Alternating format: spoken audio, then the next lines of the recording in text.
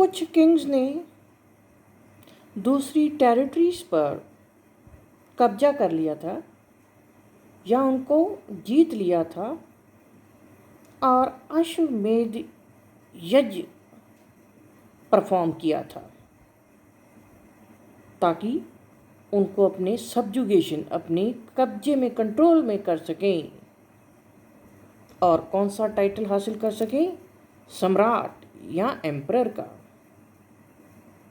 The states had expanded both in their territories and powers.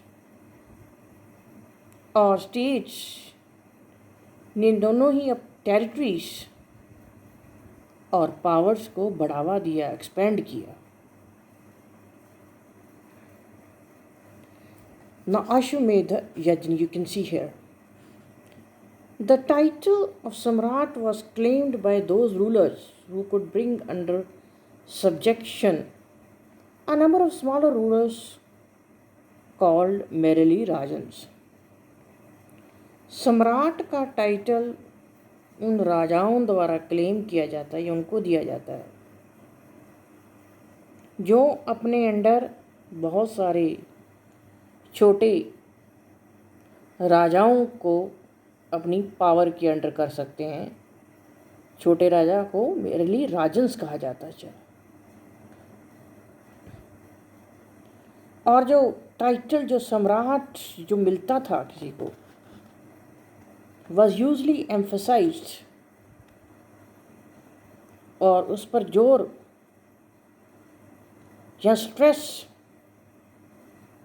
किस राजा को सम्राट कहा जाता था?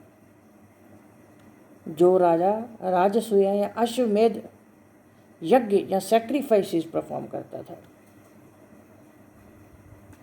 और जो निर्भर, जो डिपेंडेंट किंग्स थे, वो जनरली इन सेरेमनीज को अटेंड करते थे एज फ्यूडल वेसल्स, क्योंकि वो अधीन होते थे बड़े राजाओं के।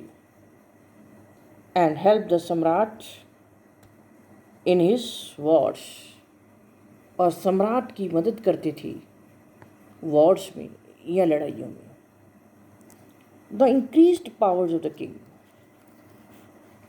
राजाओं की बढ़ती power. The expansion of the territorial limits of the different empires had also increased the powers of the kings considerably. जो टेरिटोरियल लिमिट्स थी अलग अलग एम्पायर्स की, जो बाउंड्रीज थी अलग अलग एम्पायर्स की, वो भी बढ़ गई थी। और इसने किसको बढ़ा दिया था? किंग्स की पावर को बढ़ा दिया था। जैसे जैसे बाउंड्री बढ़ रही थी किसी किंग की, मतलब किंग के अंडर जो एरिया था जैसे जैसे एक्सपैंड हो रहा था, वैसे वैसे किंग की पावर भी बढ़ रही थी। Now the king no longer recognized the authority of the Sabha or the Samiti. अब किंग सभा या समिति की अथॉरिटी को नहीं मानता था, और किंगशिप प्योरली हेरिडिटरी थी। मीन्स अगर पिता किंग है तो उसके बेटे भी किंग ही होंगे, यानी किंग की राजगद्दी उसके बेटों को ही जाएगी। As Hopkins says, Hopkins is a great historian, he says, in this time both the priests and the people found themselves helpless before the king.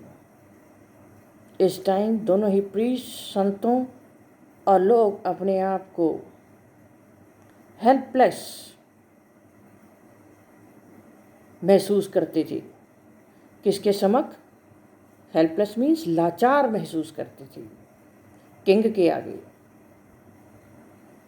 Nevertheless, the king even now looked after the welfare of the people, क्योंकि अब king को लोगों के भले की कोई परवाह नहीं थी।